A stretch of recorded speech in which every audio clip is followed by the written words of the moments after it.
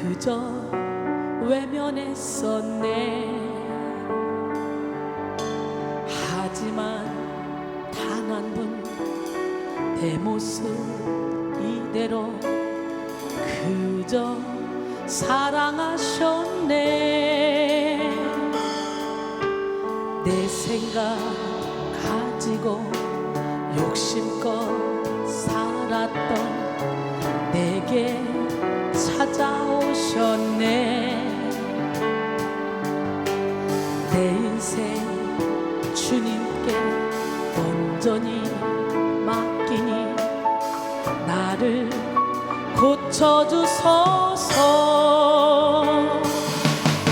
성령이여 성령의 능력으로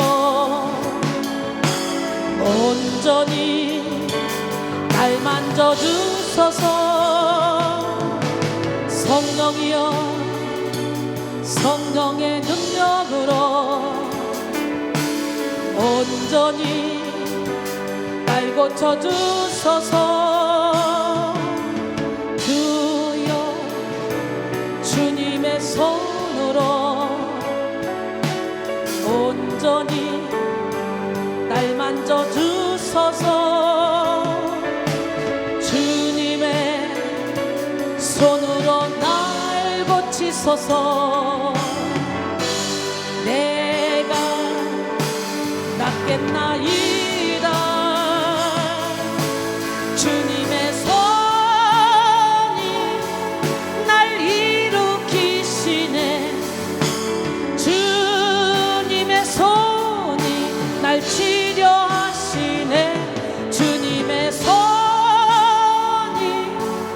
날 새롭게 하네.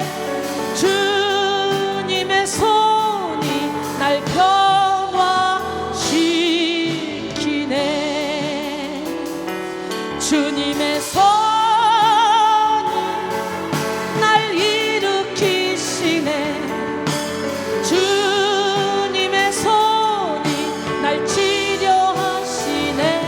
주님의 손이 날 새롭게 하네. 주님의 손이 날 변화시키네.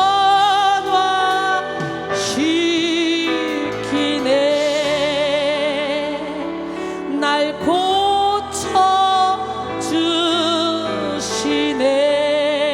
고쳐주시네. 시간에 유다서 1장 17절로 25절 말씀 함께 보겠습니다. 사랑하는 자들아, 너희는 우리 주 예수 그리스도의 사도들이 미리 한 말을 기억하라. 그들이 너희에게 말하기를 마지막 때에 자기의 경건하지 않은 정욕대로 행하며 조롱하는 자들이 있으리라 하였나니, 이 사람들은 분열을 일으키는 자며 육에 속한 자며 성령이 없는 자니라. 사랑하는 자들아, 너희는 너희의 지극히 거룩한 믿음 위에 자신을 세우며 성령으로 기도하며 하나님의 사랑 안에서 자신을 지키며 영생에 이르도록 우리 주 예수 그리스도의 긍휼을 기다리라. 어떤 의심하는 자들을 긍휼히 여기라. 또 어떤 자를 불에서 끌어내어 구원하라. 또 어떤 자를 그 육체로 더럽힌 옷까지도 미워하되 더러움으로 긍휼히 여기라. 능히 너희를 보호하사 거침이 없게 하시고 너희로 그 영광 앞에 흠이 없이 기쁨으로 서게 하시리. 곧 우리 구주 홀로 하나이신 하나님께 우리 주 예수 그리스도로 말미암아 영광과 위엄과 권력과 권세가 영원 전부터 이제와 영원토록 있을지어다. 아멘. 할렐루야. 이번 주 테마는 말세의 죄와의 싸움이에요.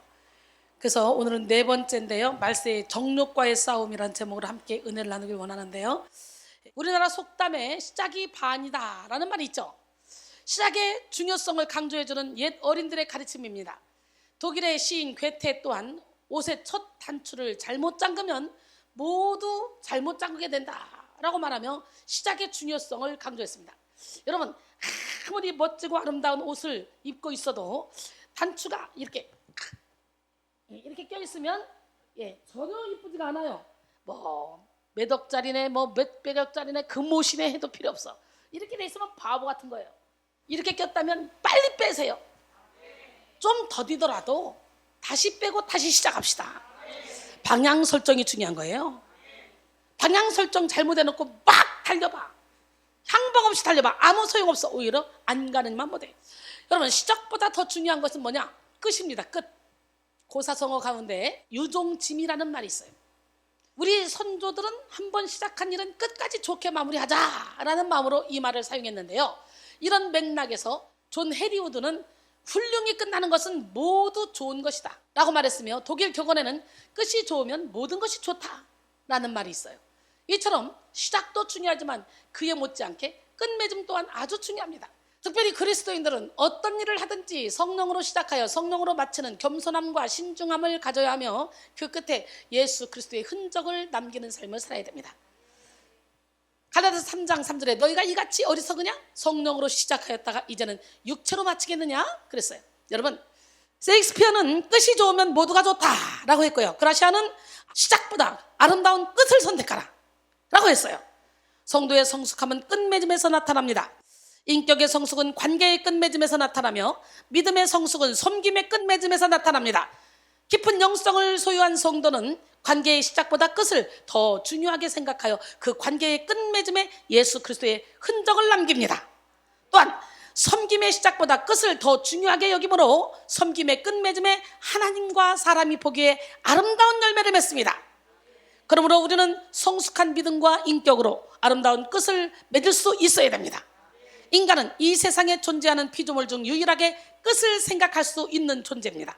전서 7장 1절로 2절, 좋은 이름이 좋은 기름보다 낫고 죽는 날이 출생하는 날보다 나으며 조상집에 가는 것이 잔치집에 가는 것보다 나으니 모든 사람의 끝이 이와 같이 됩니다. 산자는 이것을 그의 마음에 둘지어다 그랬어요. 할렐루야. 하나님은 인간에게 인생의 끝을 생각하게 하심으로 우리가 이 땅에 존재하는 분명한 목적을 잃어버리지 않게 하시며 내세를 준비하게 하셨습니다. 고린도전서 15장 41절로 44절, 해의 영광이 다르고 달의 영광이 다르며 별의 영광이 다른데 별과 별의 영광이 다르도다. 죽은 자의 부활도 그와 같으니 썩을 것으로 심고 썩지 않을 것으로 다시 살아나며, 욕된 것으로 심고 영광스러운 것으로 다시 살아나며, 약한 것으로 심고 강한 것으로 다시 살아나며, 육의 몸으로 심고 신령한 몸으로 다시 살아나니 육의 몸이 있은즉 영의 몸도 있느니라 그랬어요. 그래서 내세를 준비해야지. 왜냐하면 진짜 나는 내 겉사람이 아니라 속사람이거든. 계시록 14장 13절에 또 내가 들으니 하늘에서 음성이 나서 이르되 기록하라. 지금 이후로 주 안에서 죽은 자들은 복이 있도다 하심에 성령이 이르시되 그렇다. 그들이 수고를 그치고 쉬리니 이는 그들이 행한 일이 따름이라 하시더라. 우리가 행했던 모든 일은 결론적으로 우리를 따라와서 영원토록 같이 있어. 그렇기 때문에 우리 어때요? 선을 행해야 되겠죠? 계시록 22장 12절에 보라, 내가 속히 오리니 내가 줄 상이 내게 있어 각 사람에게 그가 행한 대로 갚아주리라. 우리 주님은요, 우리 머리들까지 다 세시는 분이거든요. 우리의 숨은 의도까지 다 아시는 분이거든요. 내가 영광 받기 위해서 막 잘해주고 사람들이 높여주면 좋다고 영광 가로채기 위해서 하는 헌신은 공덕이 싹 다 불타버려. 아무것도 없어. 오직 하나님께 영광 돌려야 돼. 할렐루야. 그러므로 사랑하는 성도 여러분, 우리는 지금 이때에 우리의 영을 깨우고 영적 민감성을 겸비해야 합니다. 영적 민감성을 겸비한 성도는 빛의 갑옷을 입고 예수 그리스도로 옷 입어 이 땅에 살아가면서도 이 땅의 문화에 융화되지 않고 육신의 몸으로 살아가면서도 육신의 정욕에 미혹받지 않습니다. 또한 시대의 말에 징조를 읽어내며 그 속에서도 하나님의 뜻과 계획하심을 읽어냅니다.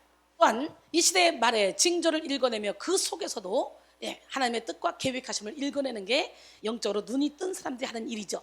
로마서 13장 11절로 14절, 또한 너희가 이 시기를 알거니와 자다가 깰 때가 벌써 되었으니 이는 이제 우리의 구원이 처음 믿을 때보다 가까웠습니다. 밤이 깊고 낮이 가까웠으니 그러므로 우리가 어둠의 일을 벗고 빛의 갑옷을 입자. 낮에와 같이 단정히 행하고 방탕하거나 술 취하지 말며 음란하거나 호색하지 말며 다투거나 시기하지 말고 오직 주 예수 그리스도로 옷 입고 정욕을 위하여 육신의 일을 도모하지 말라 그랬어요. 누가복음 21장 8절로 13절 이르시되 미혹을 받지 않도록 주의하라. 많은 사람이 내 이름으로 와서 이르되 내가 그라 하며 때가 가까이 왔다 하겠으나 그들을 따르지 마라. 난리와 소요의 소문을 들을 때 두려워하지 말라. 이 일이 먼저 있어야 하되 끝은 곧 되지 아니하니라.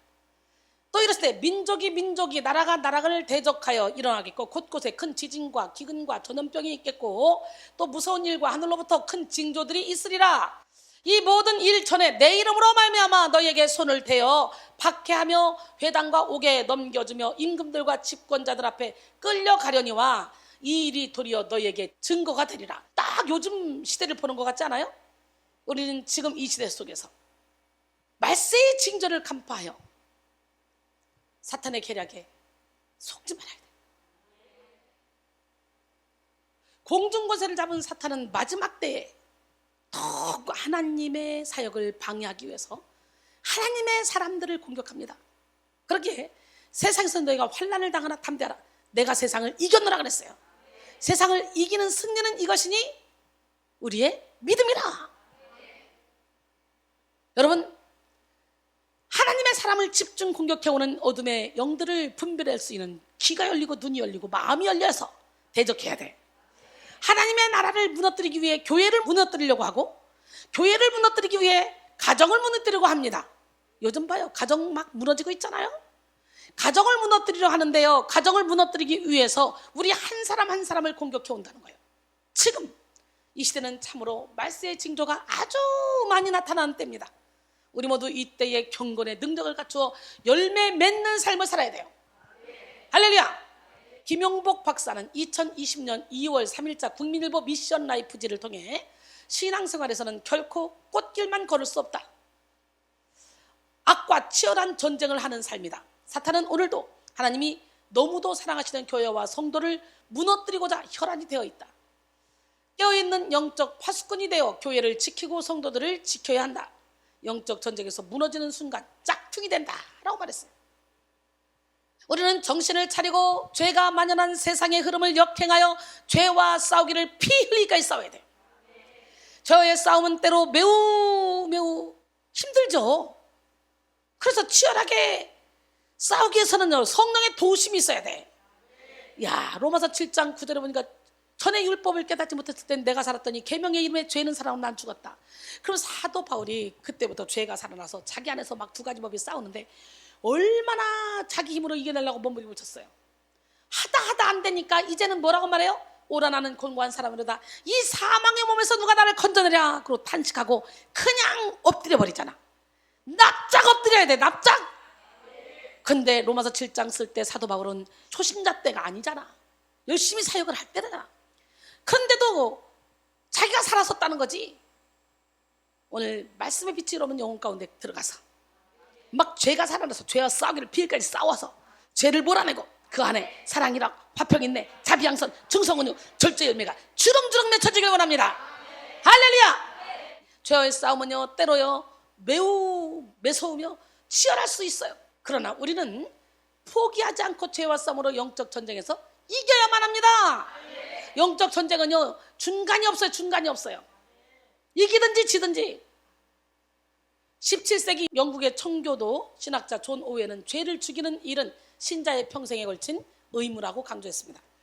존 오웬은 그리스도인이 십자가 대속을 통하여 죄의 권세로부터 분명히 해방되기는 했지만 우리 안에 내재하는 죄는 우리가 이 세상에 살아가는 동안에는 언제나 우리 안에 존재한다고 봤습니다. 그래서 성도에게 죄 죽이기는 평생의 과업이 돼야 한다고 보며 다음과 같이 말했어요. 내재하는 죄는 활동력을 가지고 죄적인 행동을 만들어낸다. 죄는 우리 안에 계속해서 거할 뿐만 아니라 계속해서 활동하면서 육신의 행실들을 생산해내려 애쓰고 있다. 구체적으로 죄는 성도로 하여금 언제나 악에 끌리게 하고 선한 일을 못하도록 끈질기게 방해하며 하나님과의 교제를 가로막는다 라고 했습니다. 그렇습니다. 우리는 우리의 생명을 빼앗으려 하는 죄의 세력과 싸워야 돼요. 구체적으로 오늘 우리는 말세의 정욕과 싸워야 됩니다. 우리의 영적 전쟁은 영과 육의 싸움이에요. 영적 전쟁에서 자신의 의지를 영에 내어준 사람은 영에 속한 인생을 살아갑니다. 그러나 자신의 의지를 육에 내어준 사람은 일평생 육신이 원하는 정욕을 따르게 되는 거죠. 요한일서 2장 15절로 17절 이 세상이나 세상에 있는 것들을 사랑하지 말라. 누구든지 세상을 사랑하면 아버지의 사랑이 그 안에 있지 아니하니 이는 세상에 있는 모든 것이 육신의 정욕과 안목의 정욕과 이생의 자랑이니 다 아버지께로부터 온 것이 아니오 세상으로부터 온 것이라. 이 세상도 그 정욕도 지나가되 오직 하나님의 뜻을 행하는 자는 영원히 거하느니라 그랬어요. 오늘 여러분 모두가 다 육신의 정욕, 안목의 정욕, 이생의 자랑을 십자가에 못 박읍시다. 여기서 말하는 육신의 정욕은 하나님의 뜻을 거슬러 죄를 짓고자 하는 속성을 말합니다. 갈라디아서 5장 19절로 21절 육체의 일은 분명하니 곧 음행과 더러운 것과 호색과 우상숭배, 추술, 원수 맺는 것, 분쟁, 시기, 분냄, 당지는 것, 분열함, 이단, 투기와 술취함, 방탕함, 또 그와 같은 것들이니 전에 너에게 경계한 것 같이 이러한 일을 행하는 자는 하나님의 나라를 유업으로 받을 수 없느니라 그랬어요. 할렐루야. 안목의 정욕은 눈으로 보기에 좋은 것들을 욕심내는 것이죠. 시각적 요소로 죄성을 자극시켜서 진리보다는 1차적으로 보이는 것에 집중함으로 결국은 죄를 따라 움직이게 하죠. 어거스틴은 안목의 정욕은 눈을 통해 들어오는 사물에 대한 욕망으로 봤습니다. 아름다움을 추구하는 욕구는 자연스러우나 아름다움이 쾌락의 목적이 되고 영혼의 주인이 되고 호기심이 발로할 때 죄악이 된다고 말했습니다. 이생의 자랑이란 현실의 향락을 쫓아 자기를 드러내기 위해 자랑하는 속성이죠. 사람들은 대개 가문이나 학벌, 능력을 과시하고 싶어합니다. 이런 것은 어둠의 세상 주관자인 원수 마귀에게서 온 것입니다. 그러므로 정욕대로 세상을 쫓아 행하는 사람은 하나님의 심판을 받아 영원한 사망에 이르게 됩니다. 야고보서 4장 4절 5절 가늠한 여인들아 세상과 벗된 것이 하나님과 원수됨을 알지 못하느냐?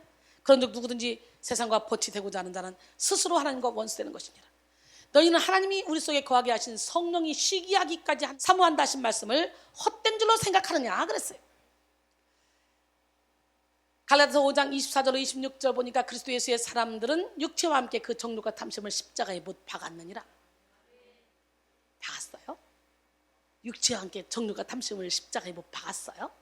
그렇다면 여러분은 그리스도 예수의 사람들이야. 근데 안 박았으면 그럼 아니란 얘기네. 지금 빨리 박읍시다.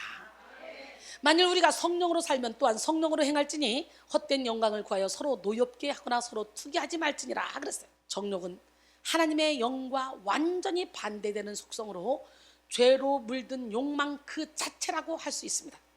이에 대해 오스왈드 챔버스는 정욕은 언제나 나는 당장 그것을 소유할 테야, 하나님의 때까지 기다릴 수 없어 라고 주장한다고 했습니다.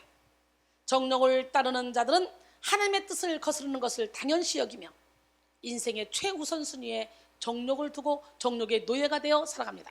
정욕을 따르는 자들은 자신에게 주어진 물질, 시간, 재능, 건강을 육신의 일을 위해 사용하며 자신의 생각과 마음과 삶의 방향을 오로지 육에 설정합니다.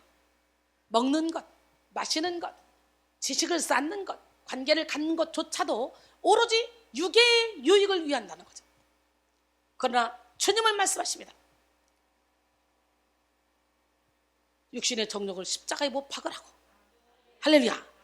예, 그렇게 우리는 먹든지 마시든지 무엇 하든지 다 어떻게 해야 돼? 하나님의 영광을 위해서 해야 돼. 고린도전서 10장 31절에 그런즉 너희가 먹든지 마시든지 무엇을 하든지 다 하나님의 영광을 위해서 하라. 정욕이 있는 곳에 죄가 시작되며 죄가 있는 곳에 반드시 정욕이 있습니다. 인간의 죄의 역사 또한 정욕으로부터 시작됐습니다. 본래 인간은 하나님의 형상을 닮은 하나님의 피조물로서 하나님의 영으로 사는 존재들. 창세기 1장 26절로 28절 하나님이 이르시되 우리의 형상을 따라 우리의 모양대로 우리가 사람을 만들고 그들로 바다의 물고기와 하늘의 새와 가축과 온 땅과 땅에 기는 모든 것을 다스리게 하자 하시고 하나님이 자기 형상 곧 하나님의 형상대로 사람을 창조하시되 남자와 여자를 창조하시고 하나님이 그들에게 복을 주시며 하나님이 그들에게 이르시되 생육하고 번성하여 땅에 충만하라. 땅을 정복하라. 바다의 물고기와 하늘의 새와 땅에 움직이는 모든 생물을 다스리라 하시니라. 할렐루야. 우리는 이렇게 세상의 모든 걸 정복하고 다스릴 권세를 가지고 태어난 사람들인데 아담과 하와의 범죄 이후에 죄 중에 태어났단 말이지. 이거 뺏겼단 말이야. 참으로 안타깝죠. 다시 찾아와야 돼. 이 권리를. 창세기 2장 7절 여호와 하나님이 땅의 흙으로 사람을 지으시고 생기를 그 코에 불어넣으시니 사람이 생명이 되니라 그랬어요. 그러나 아담과 하와는 뱀으로부터 육신의 정욕, 안목의 정욕, 이 세계 자랑의 유혹을 받아서 죄에 노출되게 됐죠. 미혹을 받은 아담과 하와가 사단에게 미혹을 받고 딱 선악과를 봤더니 이게 웬일입니까? 창세기 3장 6절에 보니까 여자가 그 나무를 본즉 먹음직도 하고 보암직도 하고 지혜롭게 할 만큼 탐스럽기도 한데지라. 뭐예요? 먹음직, 육신의 정욕, 보암직, 안목의 정욕, 지혜롭게 할 만큼 탐스러운 거, 이생의 자랑. 이 세 가지 가지고 계속 미혹하는 거예요. 그래서 우리는 육신의 정욕, 안목의 정욕, 이생의 자랑만 버리면 얼마든지 성령의 인도함 따라 멋지고 아름다운 인생을 살아갈 수가 있습니다. 그거 죽이는 게 영성훈련이야. 그거 죽이는 게. 그래서 영성훈련은 다른 게 필요 없어. 철저히 내가 깨지고 부서지고 무너지고 죽으면 내 안에 주님이 내 안에 있는 잠재력을 개발시키셔서 내가 어떤 달란트를 가지고 있는지, 내가 무엇을 잘하는지 깨닫게 하시고 그걸 마음껏 주님의 영광을 위해 쓰게 만들어 주십니다. 정욕을 이기지 못한 아담과 하와의 죄로 말미암아 그들의 영은 죽었고 하나님과의 관계는 단절됐습니다. 지금도 사탄은 끊임없이 정욕으로 우리를 유혹하여 죄를 범하게 하는데요, 심지어 사탄은요, 예수님까지도 육신의 정욕, 안목의 정욕, 이생의 자랑으로 미혹해서 넘어뜨리려고 했잖아요. 그래서 예수님께서 성령에 이끌려서 마귀에게 시험 받으러 갔어. 100% 인성을 가지고 100% 신성을 가지고 태어나셨어요. 100% 인성을 가지고 사역을 해야 되기 때문에 성령에 이끌려서 일단은 영적 전쟁을 치르게 하신 거예요. 성령께서 거기 시험 받으러 가서요, 40일을 밤낮으로 굶었어. 금식했어. 얼마나 배고파. 여러분, 하루만 안 먹어도 눈이 벌게가지고 먹을 거 있으면 막 그냥 코로 들어간지 입으로 들어간지 귀로 들어간지 모르고, 누가 먹는지 안 먹는지 챙기지 않고 막 내 배 태우기 바쁘잖아요. 그게 인생이잖아. 근데 40일을 굶었으니 얼마나 배가 고프겠냐고. 그 앞에 또 조롱하면서 네가 진짜 하나님의 아들이야? 네가 하나님의 아들이거든. 야, 명에서 이 돌들로 떡덩이가 되기 위해서 먹어. 신성을 사용해서 돌이여 떡이 될지어다 하고, 야 이 자식아 됐잖아, 먹어, 나도 먹을 테니까. 아유 맛있다, 배고파 죽을 뻔했네 할 수도 있잖아. 근데 우리 주님은 거기에 끌려가지 않습니다. 뭐라고 말씀하셨어요?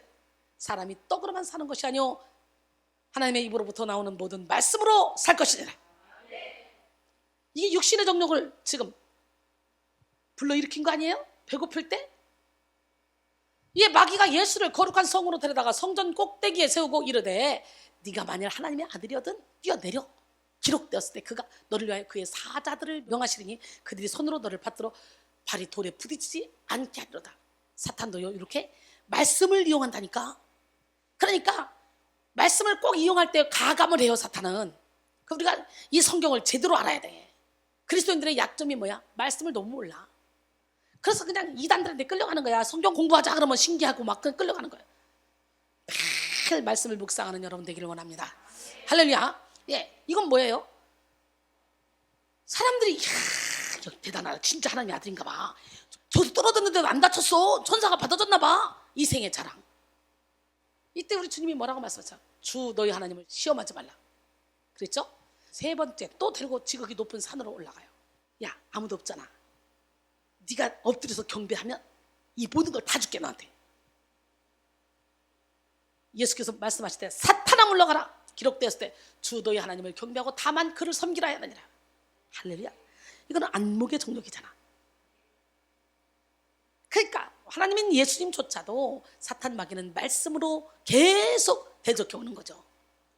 뭐로? 말씀으로 대적하는데 육신의 정욕, 이생의 자랑, 안목의 정욕으로. 우리가 이거 내려놓지 못하면 끝나는 거야, 우리 인생. 아담과 하와도 그것 때문에 넘어진 거 아닙니까? 오늘 내려놓읍시다. 할렐루야. 이게 마귀는 예수를 떠나고 천사들이 나와서 수종들더라. 바로 오늘 밤이 그런 밤이 되길 원해요. 마귀는 떠나고 천사들이 와서 수종들어. 여러분, 예수님께서는 하나님의 말씀으로 마귀를 대적하여 죄와의 싸움에서 승리하셨어요. 마귀는 떠나고 천사가 수종들었어요. 오늘 이 밤에 여러분 깨달으시고 육신의 정욕, 안목의 정욕, 이생의 자랑을 몰아내고 마귀는 떠나고 천사가 수종드는 밤이 되길 원해요. 네, 우리는 사탄의 가장 대표적인 공격이 정욕으로부터의 유혹임을 깨달아야 돼요. 그러므로 우리는 끊임없이 정욕으로 유혹하는 죄의 세력과의 싸움을 멈추지 말아야 돼요. 예수 그리스도의 보혈로 씻김받지 못한 우리 내면의 죄는 여전히 죄를 원하고 이 땅으로부터 오는 쾌락을 따르게 하기 때문입니다. 사탄은 여전히 육체의 욕심을 추구하는 은밀한 죄를 통해 우리 속에 들어와 생각을 장악하고 감정을 사로잡으며 마음을 주관합니다. 그로 인해 정욕대로 사는 인생에 대해 전혀 문제를 느끼지 못하죠. 오히려 정욕이 주는 일시적인 만족에 취해서 점점 자신의 영혼을 망가뜨리게 되는데요. 어거스틴은 자신의 고백을 담은 참회록에서 정욕에 취해 있던 때를 다음과 같이 기록했습니다. 사랑을 주고받는 것 외에 나를 즐겁게 해줄 만한 것은 아무것도 없었습니다. 그러나 그것이 우정의 맑은 정도에서 일어나는 것 같이 영혼과 영혼이 통하는 것은 아니었습니다. 진흙 같은 유욕과 용솟음치는 청춘이 내뿜는 안개로 마음이 뿌옇게 흐려져서 청명한 사랑과 정욕을 구별하지 못했습니다. 이 두 가지가 뒤섞이며 끌어올라서 판단력이 부족한 어린 나를 휘어잡아 정욕의 구덩이로 떨어뜨려 죄악의 깊은 못속으로 빠진 것입니다. 당신의 분노가 나를 힘껏 내리눌렀지만 나는 그것을 깨닫지 못했습니다. 죽어야 할 내 운명의 쇠사슬 소리에 귀가 막혀 나는 아무것도 들을 수가 없었으며 그것이 내 영혼이 품은 교만한 생각에 대한 벌이라는 것도 알 수 없었습니다 라고 했어요. 이와 같이 정욕은 곧 육의 본성대로 살게 하는 힘입니다. 육의 본성대로 살아가는 사람들은요, 점점 정욕의 힘을 키워서 영의 힘을 소멸시킵니다. 영적으로 아무런 권세가 없는 영적 무능의 상태에 빠져들게 되는 것이죠. 그러나 영의 힘이 강한 사람은요, 성령을 따라서 살아가며 점점 영의 힘을 키웁니다. 영적인 사람은 자신의 영혼에 해가 되는 것은 차단하고 영의 힘을 키우는 데 집중합니다. 많은 그리스도인들이요, 육신의 정욕을 버리고 영적인 사람으로 변화되기 위해서 노력하며 결심하죠. 기도해야지, 말씀 읽어야지, 사랑해야지, 용서해야지, 마음을 먹죠. 하지만 마음만 계속 먹기 때문에 마음이 더욱더 무거워지는 거예요. 어제보다 더 나은 나를 위해 다짐했던 많은 일들과 더 좋은 내일을 위해 준비했던 많은 것들은요, 손과 발을 움직여서 행함이 따라가야 되는 거예요. 근데 여전히 마음만 먹고 있기 때문에 마음이 무거운 거지. 할 일이 태산 같은데 이걸 안 해놓고 마음만 나 저거 해야 돼, 나 저거 해야 돼, 항상 눌려있고 무거운 거예요. 우리가 정욕으로부터 해방되기 위해서는요, 내 힘으로 무엇인가를 노력하거나 결심하는 것이 아니라 성령님을 의지해서 주님이 주시는 힘으로 해야 되는 거예요. 정욕에서부터 벗어나는 것은 내 힘으로 안 돼. 우리는 육신의 옷을 입고 있는 한 육신의 정욕, 안목의 정욕, 이생의 자랑을 따라갈 수밖에 없는 연약한 종들이거든. 성령님의 권능이 우리의 능력이 되어 자연스럽게 정욕과는 상관없는 삶을 살게 하는 그분이 누구야? 성령 하나님이잖아. 그러니까 우리는 성령의 능력으로 어떤 일을 해도 해야 돼. 먹든지 마시든지 무엇을 하든지. 영적인 사람은 자신의 영적 우선순위를 바로잡고 내면의 그런 질서를 바로잡습니다. 나는 여러분 모두가 다 내면의 질서를 무너뜨리지 않기를 원합니다. 이는 곧 샬롬의 상태라고 할 수 있는데요, 히브리어 샬롬의 의미는 질서가 바로잡힌 상태를 의미함과 동시에 완전하다, 온전하다, 꽉 찼다라는 의미를 가지고 있습니다. 즉 영적 질서가 바로 잡힌 사람은 하나님의 완전한 평강을 누리게 된다는 거예요. 어때요? 저요? 하나님의 완전한 평강을 누리며 사는 것 같지 않습니까? 할렐루야! 영적인 사람은 마음의 충만한 평안으로 인해 불만족을 느끼지 않으므로 정욕의 마음을 빼앗기지 않습니다. 그러나 육적인 사람은 마음의 질서가 깨어짐으로 불안과 초조, 두려움이 가득하여 이 땅의 것으로 자신의 마음의 빈 공간을 채워보려고 합니다. 육적인 사람을 헬라어로 푸시키코스 안드로포스라고 하는데요, 성경에서는 영적인 사람과 대조되는 개념입니다. 즉 감각적 성질, 자신의 욕구와 격정의 지배를 받는 사람이 육적인 사람이에요. 우리는 모두가 다 그렇게 육신의 지배를 받아 살아왔어요. 에베소 2장 2절로 3절. 그때 너희는 그 가운데서 행하여 이 세상 풍조를 따르고 공중의 권세자를 따랐으니 곧 지금 불순종의 아들들 가운데 역사하는 영이라. 전에는 우리도 다 그 가운데서 우리 육체의 욕심을 따라 지내며 육체와 마음이 원하는 것을 하여 다른 이들과 같이 본질상 진노의 자녀였더니. 여러분, 온갖 초점이 육에 맞춰져 있는 사람들은요, 모든 것을 육의 프레임에 가두려고 합니다. 하나님으로부터 온 고귀한 사랑을 집착이라는 육의 프레임에 가둬버리고 하늘에 속한 기쁨과 행복을 쾌락이라는 육의 프레임에 가둬버려. 심지어 그리스도인이라고 할지라도 여전히 육을 따르는 자들의 믿음, 소망, 사랑, 희생, 헌신, 경건, 거룩의 실상은 육의 프레임에 맞춰진 땅에 속한 것이 될 수밖에 없다는 거지. 그래서 나는 하나님의 사람으로 열심히 선을 행했는데 알고 보니까 이게 다 내 의였다라는 거예요. 이거 빨리 깨달아져야 돼요. 이에 셰익스피어는 사랑에는 진실이 넘치고 있지만 정욕에는 날조한 허망이 가득 차 있다라고 말했습니다. 빌립보 3장 18절 19절 내가 여러 번 너희에게 말하였거니와 이제도 눈물을 흘리며 말하노니 여러 사람들이 그리스도의 십자가의 원수로 행하느니라. 그들의 마침은 멸망이요 그들의 신은 배요 그 영광은 그들의 부끄러움에 있고 땅의 일을 생각하는 자라 그랬어요. 이런 사람들은 결코 영으로부터 오는 만족을 누릴 수 없습니다. 그로 인해 더욱 육의 만족에 집착하게 되죠. 그러나 정욕으로부터 오는 만족은 거짓되며 영원하지 않기 때문에 후에는 더 큰 갈증을 느끼게 됩니다. 일시적인 쾌락이 끝나면 후에 밀려오는 공허함은 이루 말할 수 없이 커서 더 강하고 자극적인 쾌락을 찾게 되는데요.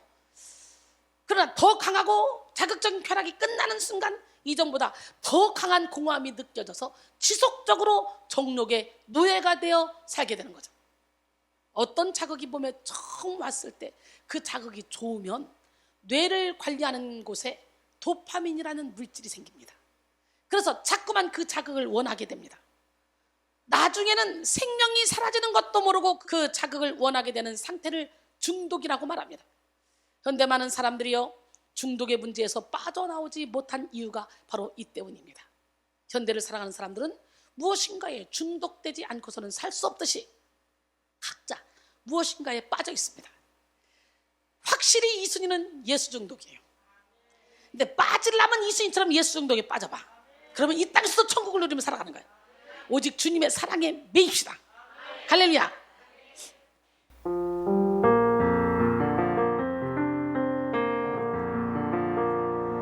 오직 주의 사랑에 매여 내 영 기뻐 노래합니다.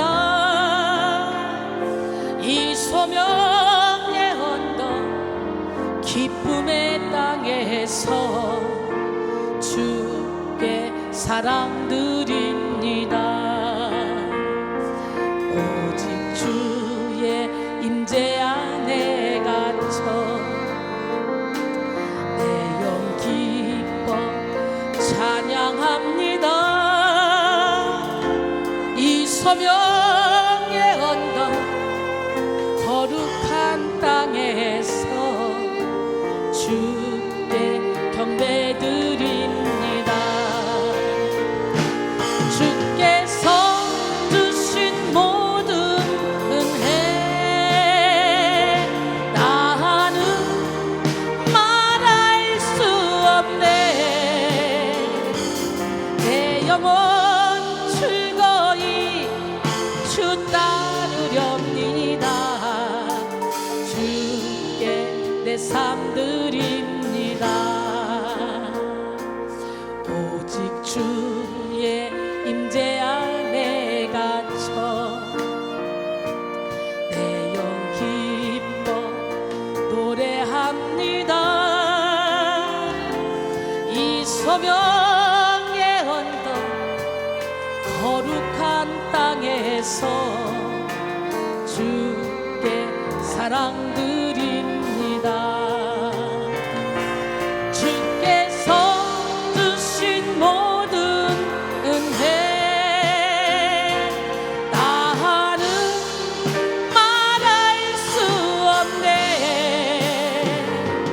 내 영혼 즐거이 주 따르렵니다. 주께 내 삶 드립니다. 주께 내 삶 드립니다. 이 노래 모르는 사람 없죠? 이 노래 안 부르는 사람도 없죠? 근데 주께 삶 진짜 드렸어요? 근데 주께 삶을 완전히 드린 사람도 별로 없어. 뭐야? 드립시다. 술, 담배와 같은 합법적 물질은 말할 것도 없고 히로폰, 코카인, 마리화나, 헤로인과 같은 불법적 약물이나 본드, 시너, 부탄가스 등 각종 화공 물질까지 중독된 사람들도 많이 있는데요. 콜라 중독까지 있잖아요. 그리고 이러한 물질에 대한 중독만이 아니라 도박 중독, 성 중독, 알코올 중독, 게임 중독, 스마트폰 중독, 이렇게 콜라 중독 비롯하여 일 중독과 같은 행동 중독도 만연한 것이 오늘날의 실정이죠. 중독은 오히려 우리의 가정을 파괴하고 우리의 관계를 파괴하고 우리의 건강을 파괴하고 무엇보다도 우리의 영혼을 파괴합니다. 이런 극단적인 모습의 중독이 아니라도 인정 중독, 애정 중독, 과도한 집착, 불안, 두려움, 무기력, 무질서에 빠져 병든 일생을 살아가는 사람들이 참 많이 있는데요. 이것이 바로 영적 무능의 상태에 빠진 육의 사람의 특징입니다. 사랑하는 성도 여러분, 여러분의 모습은 어떻습니까? 우리는 우리의 영혼을 무능하게 만드는 죄를 몰아내고 잃었던 평안을 되찾아와야 돼. 어느 날 어떤 노인이 한 형제에게 말했습니다. 마귀는 원수이고 당신 자신은 하나님의 집이요, 그 원수는 당신의 집에 온갖 종류의 더러운 것들을 쏟아 부으면서 그가 발견하는 모든 것을 중단하지 않고 계속 던져 넣습니다. 당신이 할 일은 그것을 바깥으로 다시 던져내는 일을 소홀히 하지 않는 것입니다. 만일 당신이 그렇게 하지 않으면 그 집은 온갖 종류의 불순물로 가득 차고 당신은 더 이상 안으로 들어갈 수 없을 것입니다. 하지만 원수가 던져넣기 시작하는 모든 것을 당신은 다시 다 던져내야 됩니다. 그러면 그리스도의 은혜로 인해 당신의 집은 깨끗한 채로 있게 될 것입니다 라고 했어요. 어때요?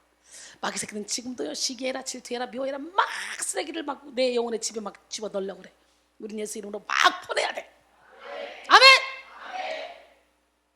고린도전서 3장 16절로 17절, 너희가 하나님의 성전인 것과 하나님의 성령이 너희 안에 계시는 것을 알지 못하느냐? 누구든지 하나님의 성전을 더럽히면 하나님이 그 사람을 멸하시리라. 하나님의 성전은 거룩하니 너희도 그러하니라 그랬어요. 할렐루야. 사탄은 말세의 혼란스러운 때를 이용하여 적당히 정욕대로 사는 삶을 부추깁니다. 그러나 우리는 오늘도 쉼없이 죄와 싸우며 우리의 마음을 훔치려고 하는 정욕의 유혹을 예수 그리스도의 능력으로 다 몰아내야 됩니다. 아직까지 여러분의 모습 가운데 육에 속한 모습이 남아있다면 다시 한번 육신의 정욕, 안목의 정욕, 이생의 자랑을 십자가에 못 박고 철저히 영에 속한 삶을 살기를 원합니다. 할렐루야. 사람의 속에서 나온 것 악한 생각 곧 음란, 도둑질, 살인, 간음, 탐욕, 악독, 속임, 문팡, 질투, 비방, 교만, 음미함이니 이 모든 것이 다 사람의 속에서 나서 사람을 더럽힌대요. 씻지 않는 손으로 먹는 것은 사람을 더럽게 하지 못한대요. 나오는 거예요. 끝나는 거야. 속에서 나오는 것이 사람을 더럽게 하는 거예요. 앤드류 머레이의 육에 속한 사람이냐 성령에 속한 사람이냐, 여기에 나오는 글입니다. 그리스도인의 삶에는 육신의 힘으로 사는 삶과 성령의 힘으로 사는 삶이 있다. 육신의 일을 하는 사람은 성령의 은사를 받을 수 있지만 죄를 이기지 못하고 성령의 열매를 맺지 못함으로 반드시 철저한 회개와 자백과 육신의 생활을 포기하고 성령의 충만을 사모하는 기도를 해야 한다. 아직도 혈기, 분노, 폭력, 거짓, 음란, 질투, 조급, 태만, 교만, 자만, 도박, 술, 각종 중독 등을 벗어버리지 못한 성도는 철저한 회개와 자아를 죽여야 한다. 성령 충만하지 않으면 사랑, 기쁨, 화평, 인내, 친절, 선행, 충성, 온유, 절제 등의 열매를 맺을 수 없으므로 성도는 오직 성령으로 사는 법을 알아야 된다라고 했어요. 할렐루야.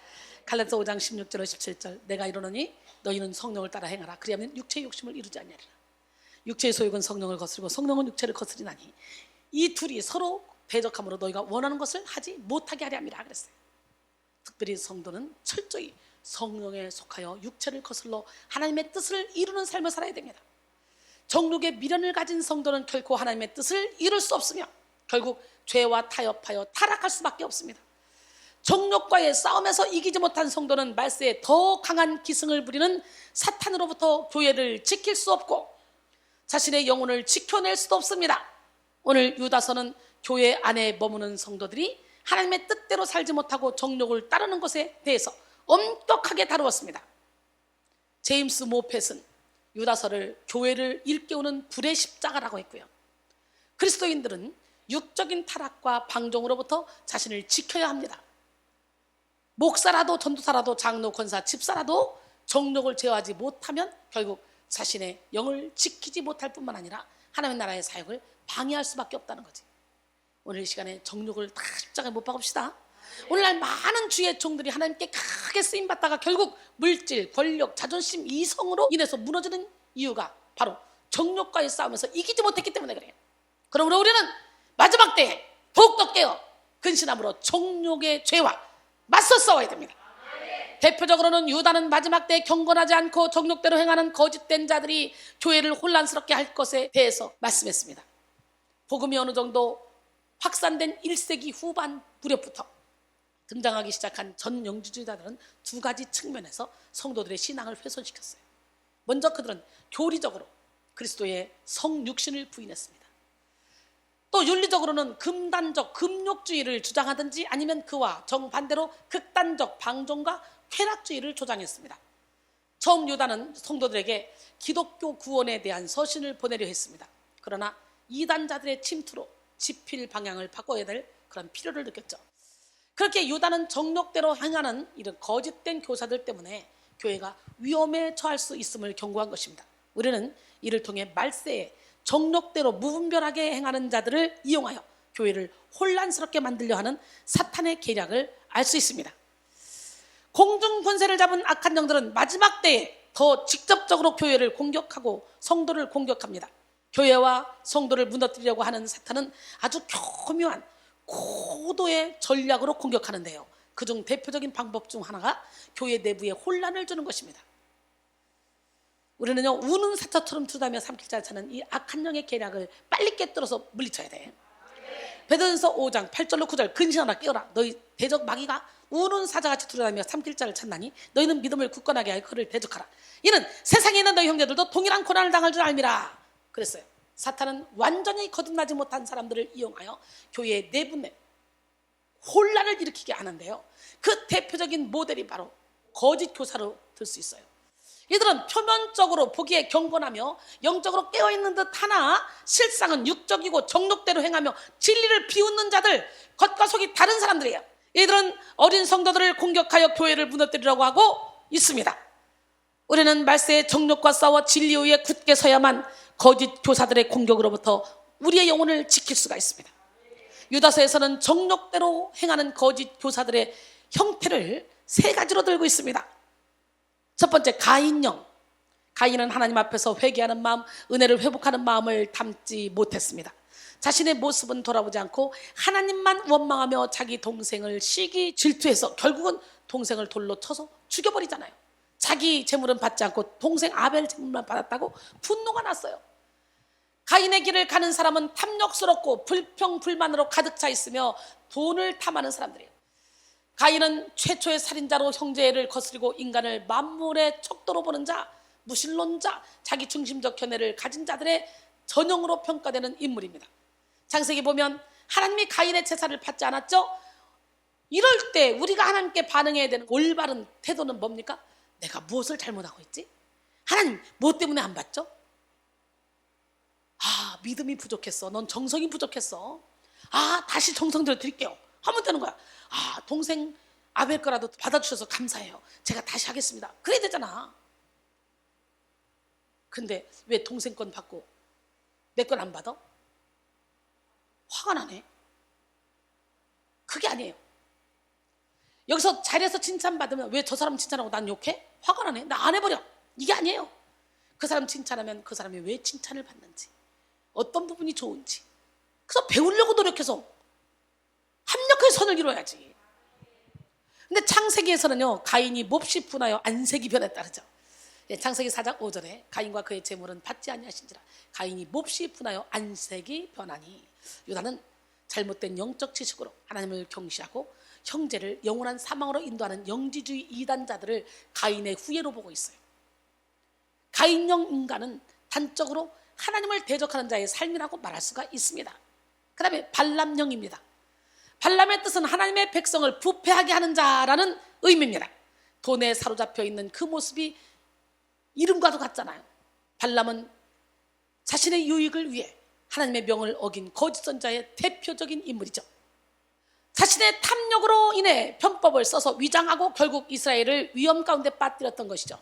발람은 이교도들과 자유방임주의자, 천사, 멸시자들의 원형으로 간주되고 있는데요. 한마디로 발람은 싹쓸 위해 하나님을 배반한 사람이잖아요.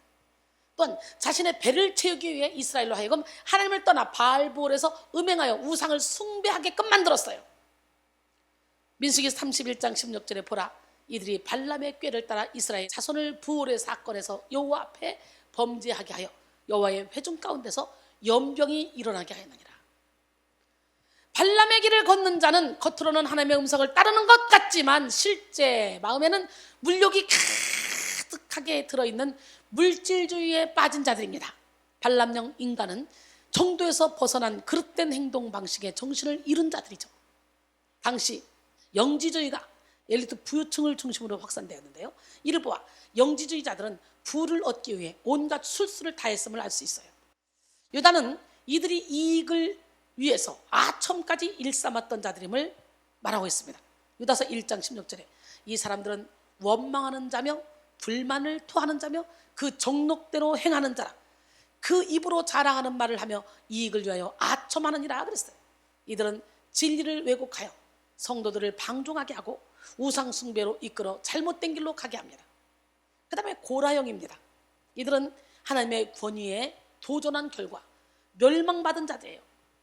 고라는 나단과 아비람과 함께 하나님이 세운 지도자 모세와 아론을 거슬러 땅 사이에 산채로 빠지게 됐어요.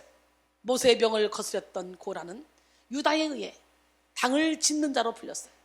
당을 짓는 자들은 자신이 으뜸이 되고자 하는 욕심에 미혹된 자들이며 자신이 가진 능력을 독단적으로 사용하고 싶어 합니다. 이들은 자신들을 우월하다 여겨서 교회의 지도자들의 명령까지도 무시합니다. 영적 권위를 인정하려고 하지 않습니다. 고라 같은 사람들이 교회에 있으면 교회가 뭉개지겠죠. 결국 정욕대로 살아가는 자들은 탐욕과 거짓, 이기심으로 찌든 삶을 살게 됩니다. 오늘 보면 유다서 1장 17절로 18절, 사랑하는 자들아 너희는 우리 주 예수 그리스도의 사도들이 미리 한 말을 기억하라. 그들이 너희에게 말하기를 마지막 때에 자기의 경건하지 않은 정욕대로 행하며 조롱하는 자들이 있으리라 하였나니, 여기서 마지막 때는 뭐냐? 예수의 초림부터 재림까지를 의미하는데요. 지금 우리는 마지막 때를 살고 있어요. 유다는 오늘 본문에서 마지막 때에 거짓된 자들이 교회를 혼란스럽게 할 것에 대해서 경고했습니다. 이 시간 말세의 교회를 어지럽게 만드는 사탄의 교묘한 계략에 속지 않기 위해 정욕대로 행하는 자들의 특징을 알아보고 우리는 정욕을 십자가에 못 박아야 될 줄 믿습니다. 정욕대로 행하는 자들의 대표적인 모습, 첫 번째, 분열을 일으킵니다. 그러니까 내가 분열을 일으키면 나는 지금 정욕대로 행하고 있구나. 하나님의 영은요, 깨어진 것을 다시 하나로 묶는 영이에요. 회복시키시는 영이에요. 연합시키시는 영이에요. 화합하게 하는 영입니다. 믿으십니까? 그래서 하나님의 영이 여러분과 함께하면 분열된 곳이 다 하나로 연합되는 거예요. 축복의 통로로 쓰임받기 원합니다. 에베소 4장 1절로 4절, 그러므로 주 안에서 갇힌 내가 너희를 권하노니 너희가 부르심을 받은 일에 합당하게 행하여 모든 겸손과 온유로 하고 오래 참음으로 사랑 가운데서 서로 용납하고 평안에 매는 줄로 성령이 하나 되게 하신 것을 힘써 지키라. 몸이 하나요 성령도 한 분이시니 이와 같이 너희가 부르심의 한 소망 안에서 부르심을 받았느니라 그랬어요. 이와 반대로 사탄은 하나 된 것을 찢으며 분열하게 하는 영입니다. 캠벨 몰가는 마귀의 전략은 그와 맞서 싸워야 할 사람들끼리 서로 분열되게 만드는 것이다 라고 했어요. 마귀는 헬라어로 디아볼로스인데요, 이 말은 둘 사이를 갈라놓는다는 뜻이에요.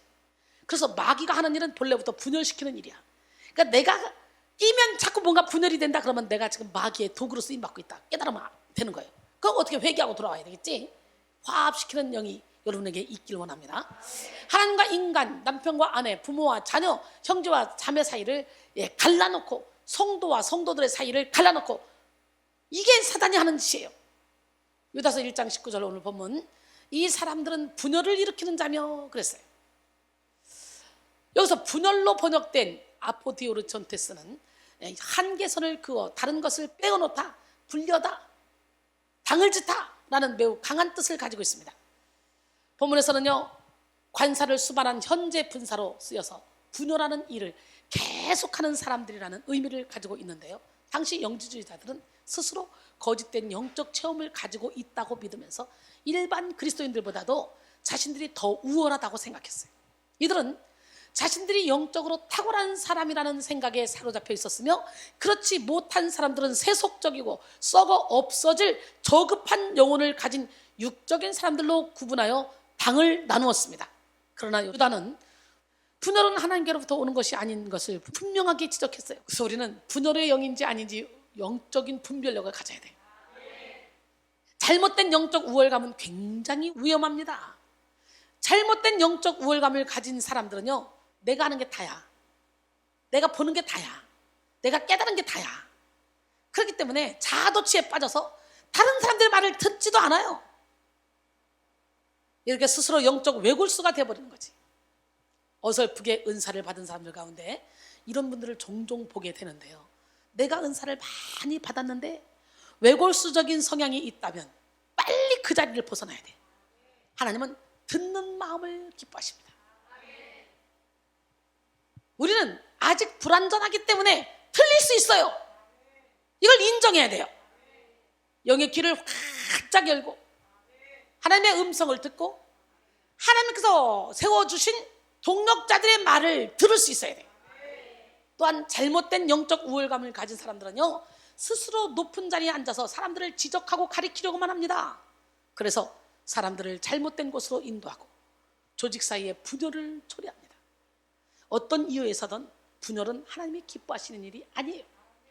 교회도 한 번 분열되잖아요. 그러면 계속 그 분열의 영이 일을 해서 계속 분열됩니다. 계속. 분열의 영을 가지고 들어온 성도가 하나 있으면 그 성도가 앞장서 분열을 일으켜서 분열의 영을 뿌려버리면 그 다음부터는요, 계속 분열이 일어나는 거예요. 야고보서 3장 14절로 16절, 그러나 너희 마음속에 독한 시기와 다툼이 있으면 자랑하지 말라. 진리를 거슬러 거짓말하지 말라. 이러한 지혜는 위로부터 내려온 것이 아니요 땅의 것이요 정욕의 것이요 귀신의 것이니 시기와 다툼이 있는 곳에는 혼란과 모든 악한 일이 있습니다. 그랬어요. 우리는 아름다운 연합을 이루어야 되고 단단한 세겹줄이 되어야 말세의 교회를 향하여 맹공격을 퍼붓는 사탄의 공격을 이겨낼 수 있는 거예요. 전도서 4장 12절에 한 사람이면 패하겠거니와 두 사람이면 맞설 수 있나니 세겹줄은 쉽게 끊어지지 아니하느니라. 할렐루야. 두 번째, 정욕으로 행하는 자들은 육에 속하여 성령이 없이 살아갑니다. 성도에게 성령 충만이란 선택적인 문제가 아니에요. 가장 기본적이고 가장 필수적인 문제예요. 성령이 없는 자는 결코 하나님의 뜻대로 살아갈 수 없으며 예수를 주라 시인할 수도 없으며 믿음을 지킬 수도 없습니다. 미국의 부흥사 C.G. 괜니는 어떤 곳을 채우려면 먼저 그곳을 비워야 한다. 당신의 인생이 무기력하다면 먼저 그것은 당신이 완전하게 성령의 지시를 따르지 않기 때문이다 라고 말했으며, 힐티는 성령 충만을 받는 일은 신앙생활을 하는 데 있어서 가장 근본적이고 중요한 일이다 라고 말했어요. 그러나 정욕을 따르는 자들은 철저히 육에 속하여 성령의 인도를 받지 못합니다. 고린도전서 2장 13절로 14절, 우리가 이것을 말하거니와 사람의 지혜가 가르친 말로 아니하고 오직 성령께서 가르친 것으로 하니 영적인 일은 영적인 것으로 분별하느니라. 육에 속한 사람은 하나님의 성령의 일들을 받지 아니하니 이는 그것들이 그에게는 어리석게 보이며 또 그는 그것들을 알 수도 없나니 그러한 일은 영적으로 분별되기 때문이라 그랬어요. 할렐루야. 예, 유다서 1장 19절, 육에 속한 자며 성령이 없는 자라 그러잖아요. 육에 속한 자, 여기에 헬라어 프시키코이는 육신의 지배를 받는 이라는 뜻으로 욕구와 정욕에 복종하는 상태를 말합니다. 또한 성령과의 교제가 완전히 단절된 상태를 의미하며 이 세상에 집착하여 성결이 결여된 상태를 의미합니다. 이는 성령이 없는 자와 동일한 의미로 하나님과 전혀 관계가 없고 단지 세상적인 생활을 영위하는 자들을 의미하는데요, 겉으로 보기에 열심히 있는 성도라 할지라도 정욕과의 싸움에서 이기지 못한 사람은 이 세상에서의 삶에 집착할 수밖에 없어요. 사랑하는 성도 여러분, 우리는 분열하게 하며 성령을 거스르게 하는 정욕과의 싸움에서 승리해야 됩니다. 그래서 이 말세에 흐릿흐릿해진 하나님의 계획을 뚜렷하게 나타내며 하나님의 일을 성취해 나가야 될 줄로 믿습니다.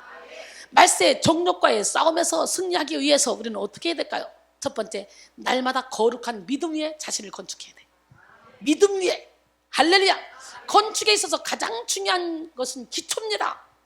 건물을 지을 때 기초 공사를 튼튼히 하는 일이 높이 쌓아 올리는 일이나 내부 장식보다 훨씬 더 중요합니다. 그렇기 때문에 기초가 튼튼하지 않으면 모든 것은 다 무너짐이라는 비극적 결말을 맞이하게 되는 거예요. 우리의 신앙도 마찬가지입니다. 믿음의 기초 없이 신앙생활을 한다면 우리는 시시때때로 넘어질 수밖에 없어요. 하지만 믿음이라는 탄탄한 기초 위에 올바로 서게 될 때 거친 파도와 같은 고난과 역경이 몰려와도 우리는 굳건히 설 수 있습니다. 윌리엄 버클레이는 하나님은 우리에게 완성된 인생을 제공해 주시는 것이 아니라 인생의 재료를 제공해 주시는 것으로서 우리는 그것을 사용해서 자신의 인생을 지어내야 한다라고 했습니다. 그렇습니다. 비록 부족하고 연약한 인생이라 할지라도 믿음의 기초 위에 서서 주님이 기뻐하시는 삶을 사는 우리 모두가 되기를 소원합니다. 정욕을 따르는 자들은 이 세상으로부터 오는 물질, 권력, 명예, 지식, 외모 등에 자신을 세우면 인정받을 것이라고 생각합니다. 그래서 정욕대로 살아가는 사람들은 자신의 욕심을 이루고자 안간힘을 쓰죠. 그러나 우리는 정욕과의 싸움에서 승리하기 위해서 철저히 믿음 위에 자신을 건축해야 돼요. 영혼이 흔들리지 않을 만한 믿음의 반석 위에 서서 자신의 영혼을 지켜야 됩니다. 하나님은 우리에게 불시험까지라도 허락하셔서 흔들리지 않는 믿음을 갖게 하십니다. 믿음이 흔들리는 순간 우리의 영적 생명이 위협받기 때문이죠. 베드로전서 1장 6절로 7절. 그러므로 너희가 이제 여러 가지 시험으로 말미암아 잠깐 근심하게 되지 않을 수 없었으나 오히려 크게 기뻐하도다. 너희 믿음의 확실함은 불로 연단하여도 없어질 금보다 더 귀하여 예수 그리스도께서 나타나실 때 칭찬과 영광과 존귀를 얻게 할 것이니라 그랬어요. 할렐루야. 오늘 본문 유다서 1장 20절에 사랑하는 자들아 너희는 너희의 지극히 거룩한 믿음 위에 자신을 세우며 성령으로 기도하며 그랬어요. 여러분 자기를 세우며, 개역 한글에는 자기를 건축하며 라고 돼 있어요. 여러분 건축하며로 번역된 FE 코도문테스는 뭐뭐 위에 세우다, 쌓아 올리다의 뜻을 가지고 있습니다.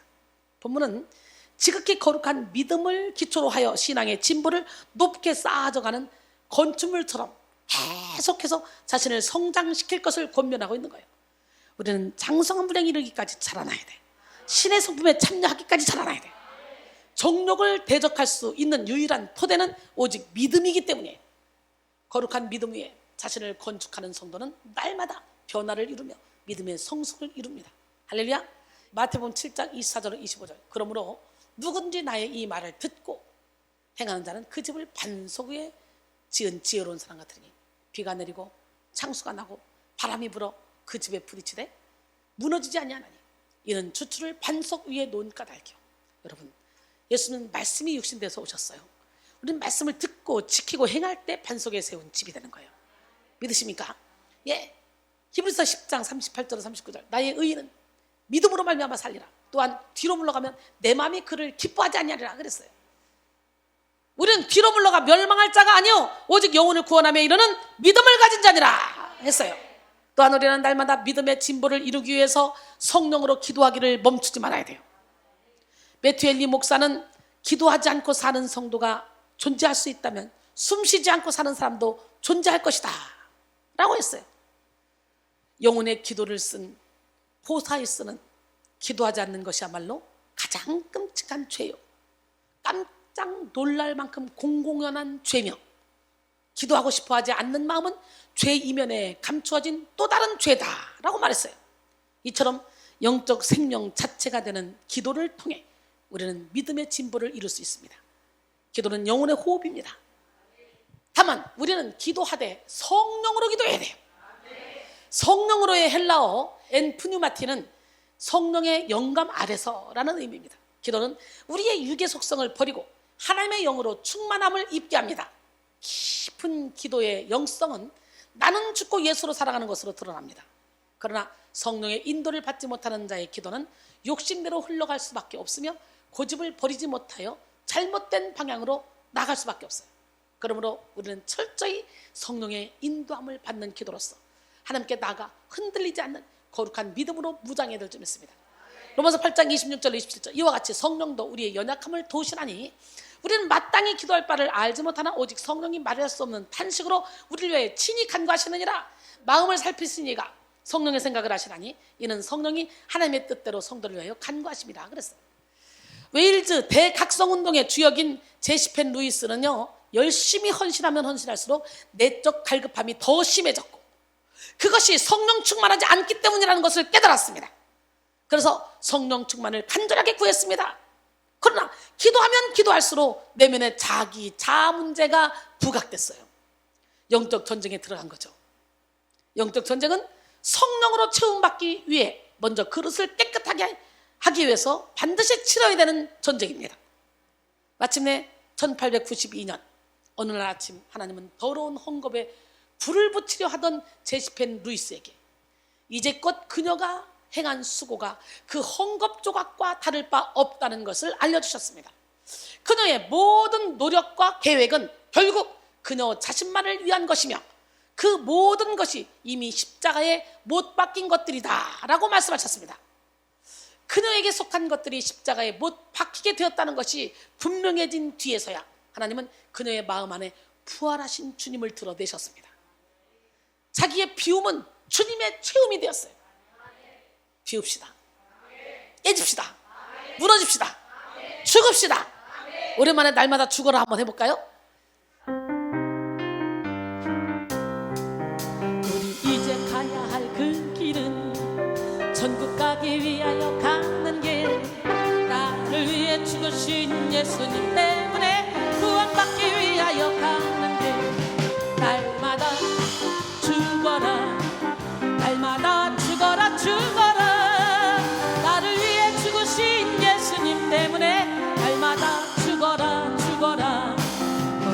이제 가야 할 그 길은 은혜 받기 위하여 가는 길, 나를 위해 죽으신 예수님 때문에 십자가에 못 박고 가는 길, 날마다 전하라, 날마다 전하라, 전하라.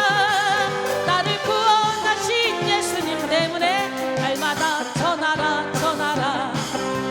이제 가야 할 그 길은 진리를 위하여 가는 길, 나를 위해 죽으신 예수님 때문에 복음을 전하러 가는 길, 날마다 외쳐라, 날마다 외쳐라, 외쳐라.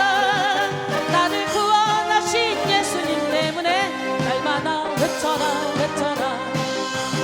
이제 가야 할 그 길은 영혼들을 위하여 가는 길, 나를 위해 죽으신 예수님 때문에 생명을 위하여 가는 길, 나팔을 불어라, 나팔을 불어라, 불어라.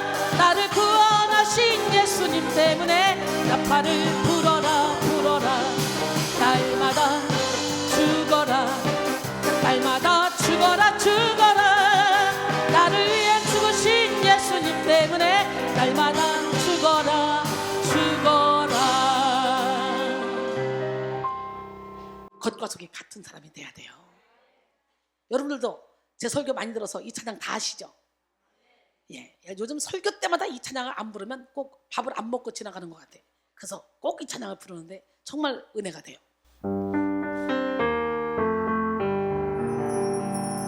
잔과 대접에 것은 깨끗이 하되 눈먼 바리새인처럼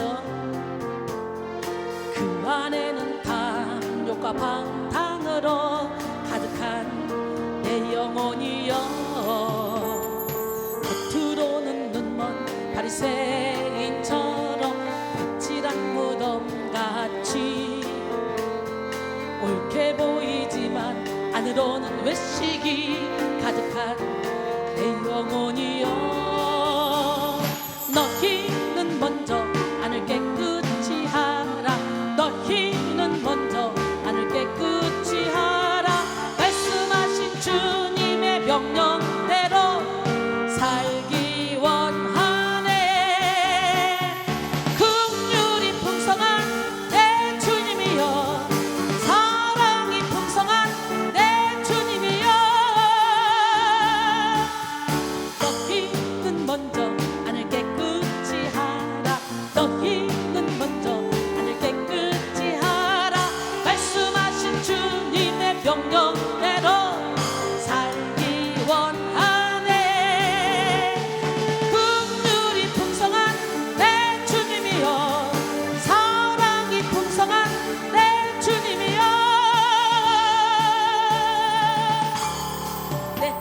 안에 거하여 주인이 되어 예수답게 하옵소서.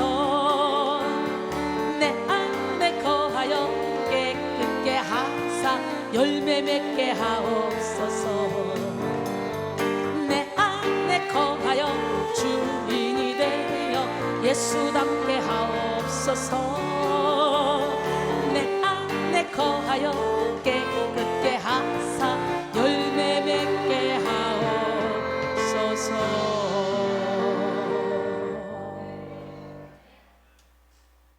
이 찬양 하나로 그냥 내 안에 회초리 무덤 같은 모든 어둠을 다 몰아내고 예수님 주인 되고 열매 맺는 삶으로까지. 겉과 속이 같지 않으면요, 자기의 비움은 주님의 체험이 되잖아요. 비우지 않으면 어떻게 해요? 입이 있어도 감사하지 못합니다. 입이 있으나 감사하지 못했고. 우리 함께 찬양해 볼까요? 그래서 회개하는 마음 갖기 원합니다.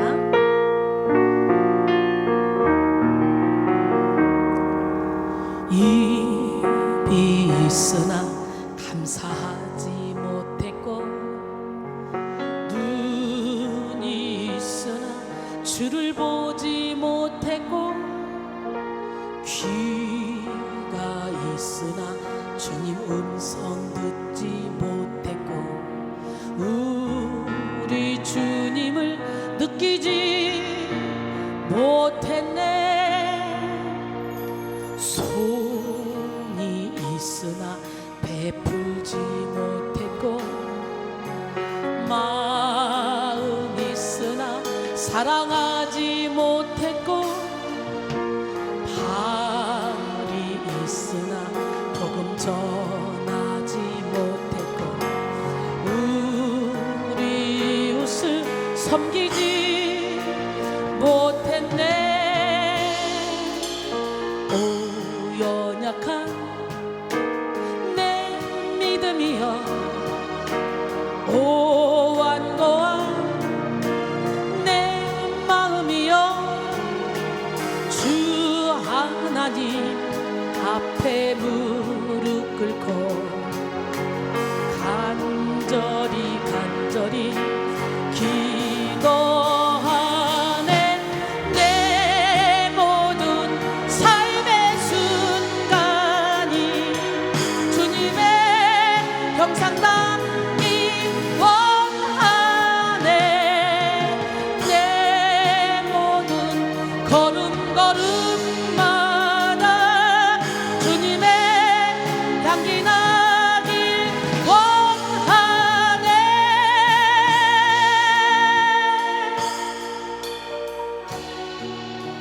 내 평생 사는 동안에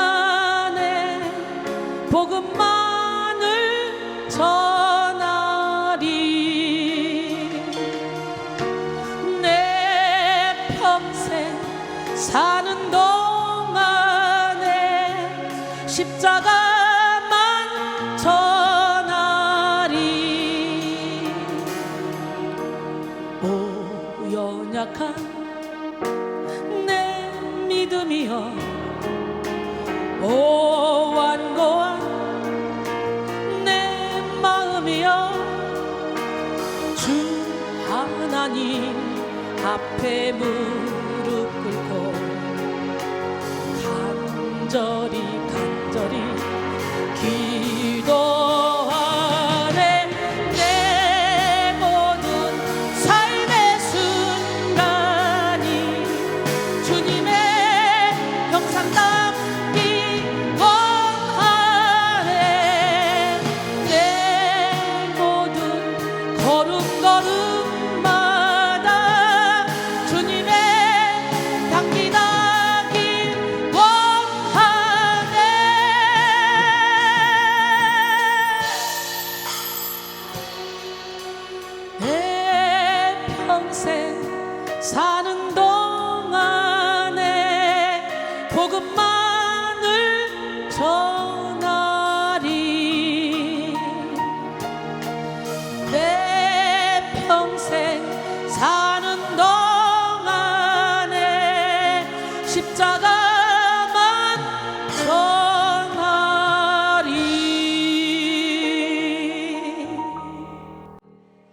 이 고백이 여러분의 고백이 되길 원합니다. 아무도 누구도 내 아픔 내 고통 모릅니다. 아무리 내 부모가 나를 사랑해도 내 마음 몰라요. 꺼져가는 등불도 끄지 않는 우리 주님만이 내 마음을 아십니다. 주님께 여러분의 인생의 운전대를 맡기길 원합니다.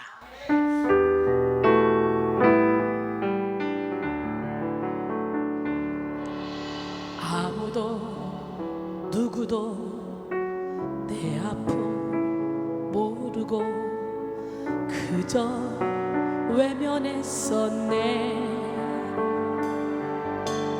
하지만 단 한 분 내 모습 이대로 그저 사랑하셨네. 내 생각 가지고 욕심껏 살았던 내게 찾아오셨네. 내 인생 주님께 온전히 맡기니 나를 고쳐주소서. 성령이여 성령의 능력으로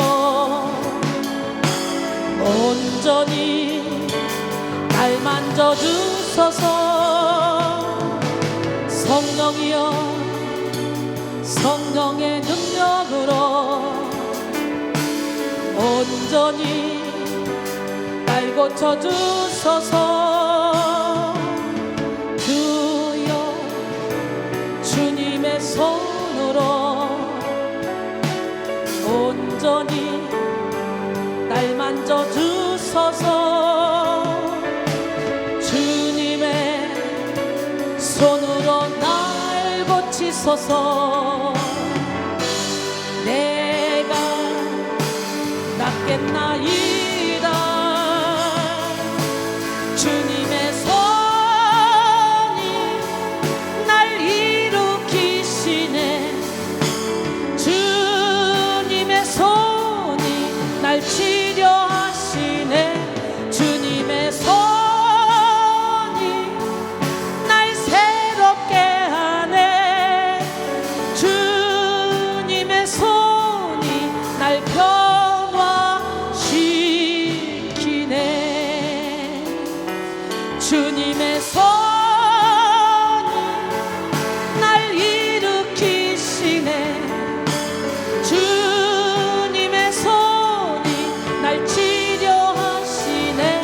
주님의 손이 날 새롭게 하네. 주님의 손이 날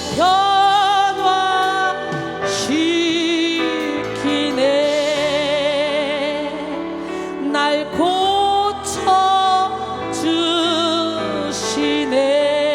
고쳐주시네. 바로 이 시간에 주님의 손이 나를 일으키시고 나를 변화시키고 나를 고쳐주시고 나를 새롭게 해주실 줄로 믿습니다. 그렇기 때문에 비움은 주님의 체험이 되는 거예요. 비웁시다. 깨집시다. 무너집시다. 성령 충만의 간구는 제시 펜 루이스의 개인적 삶에 대한 불만족을 해결하는 수준을 넘어서 그녀의 사역에도 능력이 임하게 되었는데요. 사역의 주도권을 성령님에게 온전히 내맡겨드린 결과로 그녀의 성경 공부반에 사람들이 막 몰려들기 시작했고 죄에 대한 각성과 회심의 역사가 일어났어요. 그녀와 제자들이 십자가의 매달림에 있어서 하나가 되었고 자연스럽게 그들을 통해서 성령의 능력으로 나가도록 하는 데 있어서도 하나가 되었어요. 성령 충만은 우리의 믿음을 굳건하게 하며 정욕과의 싸움을 넉넉히 이기게 합니다. 이 시간 성령 충만의 은혜가 임하기를 원합니다. 성령이 여러분을 새롭게 변화시켜 여러분을 고쳐줄 줄 믿습니다. 말세의 정욕과의 싸움에서 승리하기 위해 두 번째 우리는 하나님의 사랑으로 우리의 영혼을 지켜야 되는 거예요. 유다서 1장 21절 오늘 본문이죠. 하나님의 사랑 안에서 자신을 지키며 영생에 이르도록 우리 주 예수 그리스도의 긍휼을 기다리라. 유다는 하나님의 사랑 안에서 자신을 지킬 것을 권하고 있는데요. 하나님의 사랑에 해당하는 헬라어 아가페, 데우, 여기에 대한 견해는 두 가지입니다. 첫째는 성도에 대한 하나님의 사랑을 의미하며 둘째는 하나님에 대한 성도의 사랑을 의미합니다. 그러나 여기서는 전자의 의미로 성도에 대한 하나님의 사랑으로 해석되는데요, 우리는 하나님이 나 자신을 얼마나 사랑하는지 오롯이 깨달아서 그 사랑으로 우리의 영혼을 지켜야 돼. 우리의 힘과 노력으로는 결코 우리의 영혼을 지킬 수 없어요. 하나님의 뜻을 이룰 수도 없어요. 새롭게 거듭날 수도 없어요. 마지막 날이 가까울수록 우리는 더욱더 하나님의 깊은 사랑 안에 거하기만을 힘써야 됩니다. 연복음 15장 9절에 아버지께서 나를 사랑하신 것 같이 나도 너희를 사랑하였으니 나의 사랑 안에 거하라 그랬어요. 할렐루야. 우리가 주님의 사랑 안에 거할 때 충만한 그 사랑이 우리를 강권할 때에 비로소 우리의 영혼이 건강하게 지켜줄 수 있다는 거예요. 에베소 3장 17절 19절 믿음으로 말미암아 그리스도께서 너희 마음에 계시게 하셨고 너희가 사랑 가운데서 뿌리가 박히고 터가 굳어져서 능히 모든 성도와 함께 지식에 넘치는 그리스도의 사랑을 알고 그 너비와 길이와 높이와 깊이가 어떠함을 깨달아 하나님의 모든 충만하신 것으로 너희에게 충만하게 하시기를 구하노라. 할렐루야. 인간의 사랑은 제한적이며 조건적이며 계산적입니다. 그러나 하나님의 사랑은 무조건적이며 계산 없는 무제한적 사랑입니다. 우리를 향한 하나님의 사랑은 그 누구도 끊을 수 없을 만큼 강력합니다. 라이먼 비치는 세상에서 가장 강한 힘은 하나님의 사랑으로 점화된 마음이다 라고 말합니다. 하나님의 사랑보다 강한 것은 없어요. 하나님의 사랑은 모든 것을 품는 사랑입니다. 여러분 강가에 가보신 적 있죠? 강가에 가면 냇물도 볼 수 있는데요, 냇물이 작든 크든 깨끗하든 더럽든 차갑든 따뜻하든 뜨겁든 강은 냇물을 가려받지 않아요. 그죠? 마찬가지로 우리가 믿음이 없고 죄가 많고 상처와 아픔이 많아도 예수님은 가장 낮은 곳에서 우리가 흘러 들어오기를 기다리고 있어. 강류에 함유된 냇물은 냇물로 살다가 강물로 가게 됩니다. 그리고 바다에 이르게 됩니다. 하나님의 사랑은 모든 것을 품어주는 강과 바다와 같은 넉넉하고 풍요로운 사랑입니다. 바다는 모든 물을 받아들이기에 시내의 왕이라고 불리잖아요. 우리는 바다 같은 사랑으로 충만하여 모든 영혼을 다 받아들여야 돼. 다 품어야 돼. 예수의 사랑으로 함께하면, 예수의 사랑이 여러분을 강권하면 미운 사람 없어, 싫은 사람 없어, 용서되지 않는 사람 없어. 경험해 보셨습니까? 주님의 사랑 안에 거하는 자는 영혼의 참된 안식을 누리며 어떤 유혹으로도 마음을 빼앗기지 않습니다. 로마서 8장 35절로 37절 누가 우리를 그리스도의 사랑에서 끊으리요? 환난이나 공고나 박해나 기근이나 적시나 위험이나 칼이랴. 기록된 바 우리가 종일 주를 위하여 죽임을 당하게 되며 도살당할 양같이 여김을 받았나니 당과 같으니라. 그러나 이 모든 일에 우리를 사랑하신 이로 말미암아 우리가 넉넉히 이기느니라. 어떻게 이겨? 넉넉히. 그러므로 우리는 하나님의 사랑 안에 거할 때 참 만족을 누릴 수 있습니다. 하나님의 사랑 안에 거하는 자는 이 세상에 어떤 것도 자신에게 참 만족을 주지 못한다는 것을 알고 있기 때문에 정욕으로부터 자유한 삶을 살아갑니다. 하나님의 사랑 안에서 자신의 영혼을 지키는 성도는 흔들리지 않는 믿음을 갖게 되겠죠. 흔들리는 성도들의 마음까지도 다 붙들어주는 능력이 생깁니다. 할렐루야. 오늘 보면 요다서 1장 22절로 23절 어떤 의심하는 자들을 긍휼히 여기라. 또 어떤 자를 불에서 끌어내어 구원하라. 또 어떤 자를 그 육체로 더럽힌 옷까지도 미워하되 두려움으로 긍휼히 여기라 그랬어요. 여기서 의심하는 자들은 정욕을 따르는 거짓 선생들의 미혹에 의해 흔들리는 자들을 의미합니다. 본문에서 유다는 신앙의 위기에 빠진 자들을 불 가운데서 끌어내듯 구원하라고 명령하고 있습니다.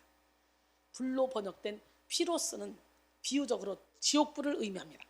또한 끌어내다로 번역된 하르파존테스는 강제로 빼앗다, 움켜쥐다, 강탈하다, 잡아채다 라는 의미를 가지고 있습니다. 마음을 빼앗겨 믿음의 힘을 잃은 자들을 강제로라도 하나님 편으로 끌어올 것을 명한 것이죠. 이어서 유다는 믿음이 흔들리는 자들을 정죄할 것이 아니라 긍휼의 자세로 대할 것을 권면하고 있는 거예요. 이처럼 유다는 교회 안에 분열을 일으키려 하는 자들로부터 성도를 지키고 교회를 지켜낼 것을 강조했습니다. 할렐루야. 그러므로 우리는 먼저 하나님의 사랑으로 우리의 영혼을 지키고 흔들리는 믿음을 가진 자들을 하나님의 편으로 돌아서게 하는데 힘써야 됩니다. 아멘. 세 번째로 말세의 정욕과의 싸움에서 승리하기 위해 하나님의 보호하심을 철저히 신뢰해야 돼요. 마지막으로 우리는 말세의 정욕과의 싸움에서 승리하기 위해서 뭐 해야 된다고? 하나님의 보호하심을 굳게 믿어야 돼요. 유다는 진리를 조롱하며 정욕대로 행하는 거짓 교사의 가르침으로 인해 어려움을 당하고 있는 수신자들을 위로하고 보호하시는 하나님을 찬양합니다. 오늘 본문 유다서 1장 24절로 25절, 능히 너희를 보호하사 거침이 없게 하시고 너희로 그 영광 앞에 흠이 없이 기쁨으로 서게 하시니 곧 우리 구주 홀로 하나이신 하나님께 우리 주 예수 그리스도로 말미암아 영광과 위엄과 권력과 권세가 영원 전부터 이제와 영원토록 있을지어다. 아멘. 그랬어요. 할렐루야. 본문에서 능히 너희를 보호하사 거침이 없게 하시고는 시편 기자들이 걸림돌에 걸려 넘어질 지경에서 자신들을 보호하시는 하나님을 찬양했던 것을 반영하고 있습니다. 시편 25편 20절로 22절, 내 영혼을 지켜 나를 구원하소서. 내가 주께 피하오니 수치를 당하지 않게 하소서.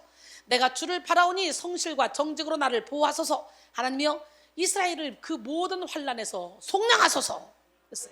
시편 34편 20절에도 보니까 그의 모든 뼈를 보호하시며 그 중에서 하나도 꺾이지 아니하도다 그랬어요. 오래전에 미국 캘리포니아주에 지진이 일어났을 때였습니다. 그곳 사람들은 모두 겁에 질려서 이리저리 막 뛰고 피하고 야단법석이었어요. 그때 나이 많은 한 부인 성도는 자기 집에 조용히 남아 있었다고 합니다. 지진이 끝난 후 사람들은 노부인에게 물었습니다. 아니, 이렇게 큰 소동 속에서도 의자에 기쁜 얼굴로 앉아 계실 수가 있는 이유가 도대체 어떤 이유 때문에 그렇게 할 수 있습니까? 부인은 대답했습니다. 나는 내 하나님께서 온 세상을 그토록 흔드시는 능력의 하나님이라는 생각과 그러한 가운데서도 나를 그의 손 안에 안전하게 붙들어 주신다는 생각으로 기쁨에 잠겨 무서워할 겨를이 없었습니다 라고 말했어요. 하나님은 우리를 세밀하게 감찰하시고 보호하시는 능력의 하나님이십니다. 이 하나님이 우리와 함께 하신다는 사실을 기억하시기 바랍니다. 웨슬리는 세상 떠나면서 제일 좋은 것은 하나님이 우리와 함께 하십니다 그랬어요. 하나님 우리와 같이 하시는 것이 가장 좋은 거래요. 이 고백이 여러분 할 수 있어야 돼. 저는 예수님 한 분으로 만족합니다. 하나님이 나와 함께 하심으로 나는 가장 행복합니다. 이렇게 살아야 돼요. 그래야 진리 안에 자유권 안에 사는 거예요.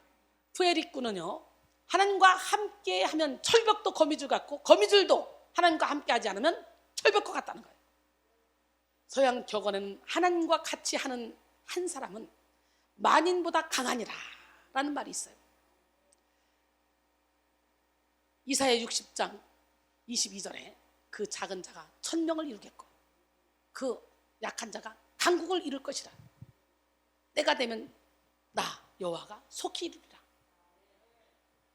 여호수아 23장 10절에 보니까 너희 중에 한 사람이 1000명을 쫓으리니 이는 하나님 여호와 그가 너에게 말씀하신 것 같이 너희를 위하여 싸우심이라.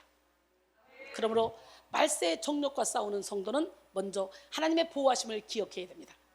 언제나 나의 피난처 되시는 예수를 의지하여 성령의 능력으로 싸워야 합니다. 유다는 우리를 보호하시는 하나님을 찬양하면서 마침내 전지전능하신 하나님께서 우리를 정결하게 하시고 온전하게 하실 것임을 확실히 선포했습니다.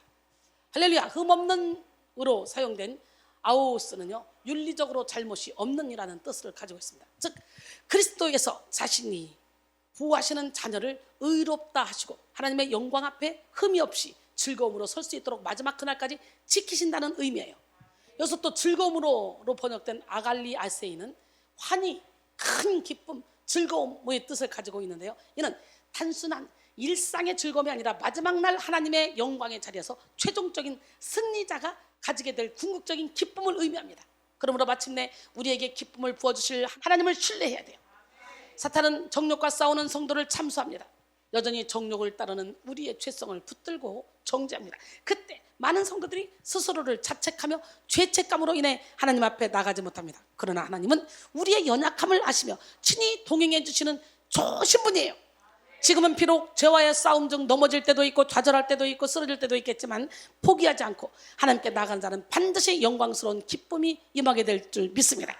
결론적으로 오늘 우리는 말세의 죄와의 싸움, 네 번째 시간 말세의 정욕과의 싸움이라는 제목으로 말씀을 나눴는데요, 우리는 이 시대에 우리의 영을 깨우고 말세의 징조를 읽어내야 합니다. 우리의 영을 죽이고 육으로 살게 하는 사탄의 계략을 간파하여 죄와 싸워야 합니다. 특별히 오늘 우리는 말세의 정욕과 싸워야 하는데요, 영적 전쟁에서 자신의 의지를 육에게 내어준 사람은 정욕을 따르는 삶을 살게 됩니다.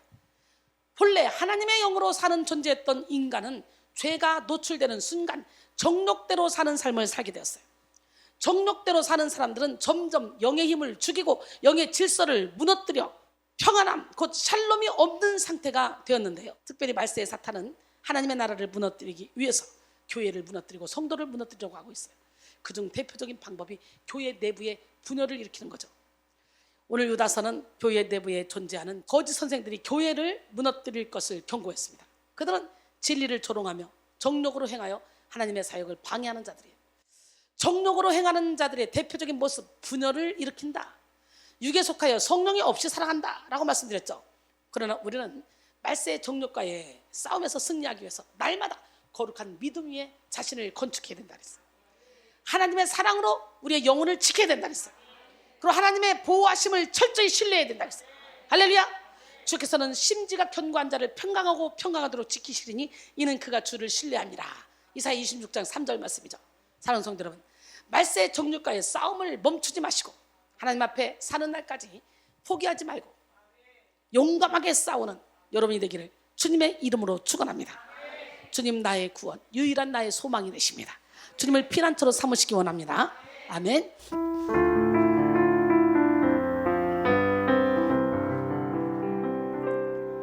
주님 나의 구원, 유일한 나의 소망, 나를 건지소서.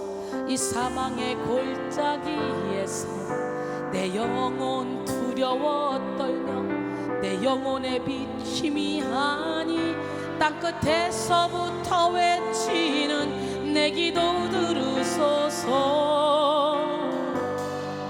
내겐 주님밖에 없어요. 나를 도와주세요. 영원한 생명길로 이끄소서. 주님 장막에 나 들어가 내 영혼 쉬기 원해요. 주님의 날개 아래 날 덮으소서. 피난처 주님은 내 영혼의 피난처, 나를 구원하소서.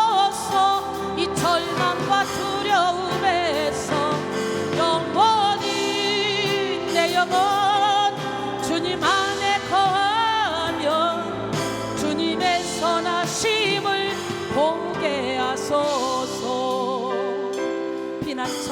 피난처 주님은 내 영혼의 피난처, 나를 구원하소서.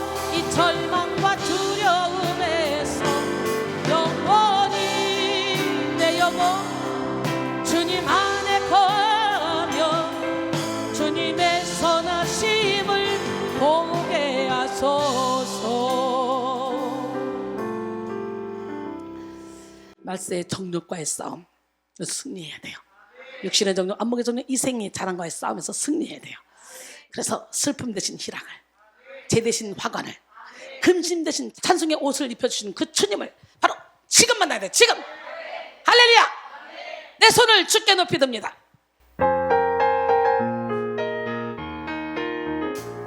내 손을 주께 높이 듭니다. 내 찬양 받으실 주님, 내 마음을 주께 활짝 여니라. 내 찬양 받으실 주님, 슬픔 대신 희락을, 재 대신 화관을, 금심 대신 찬송을, 찬송의 옷을 주셨네.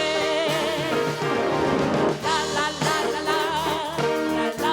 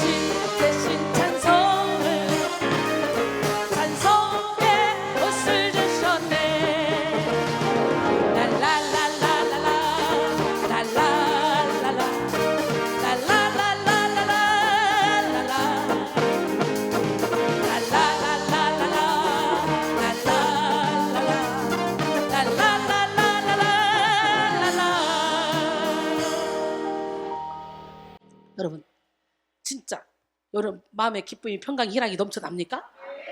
내 영이 주를 찬양합니다. 우리 뜨겁게 한번 찬양하고 부르짖어 기도합니다.